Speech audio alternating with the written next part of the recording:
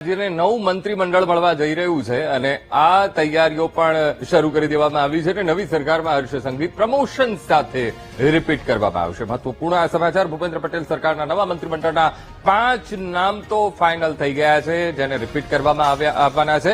ત્યારે સૌથી મહત્વપૂર્ણ બાબત એ છે કે નવી સરકારમાં હર્ષ સંઘવી પ્રમોશન સાથે તેમને રિપીટ કરવામાં આવશે. એટલે કે રાજ્યકક્ષાના મંત્રી તો હતા જ, પણ હવે કેબિનેટમાં તેમને સ્થાન મળી શકે છે. તો 5 નામ ફાઇનલ થઈ ગયા છે. હર્ષ સંઘવી, પરસોત્તમ સોલંકી, કુંવરજી બાવળિયા, ઋષિકેશ પટેલ આજે નવા મંત્રીમંડળમાં તેઓ પણ શપથ લેશે. પ્રફુલ્લ પાનસેરિયા અને કનુ દેસાઈ પણ શપથ લેશે. એટલે આ 5 નામ અત્યારે એ નક્કી માનવામાં આવી રહ્યા છે. તેમને ફોન થઈ ગયા છે. સૌથી પહેલા આ 5 નેતાઓને, આ 5 પૂર્વ મંત્રીઓને ફોન ગયા છે કે તેમને રિપીટ કરવામાં આવ્યા છે અને આ રિપીટ થિયરી અપનાવવામાં આવી છે.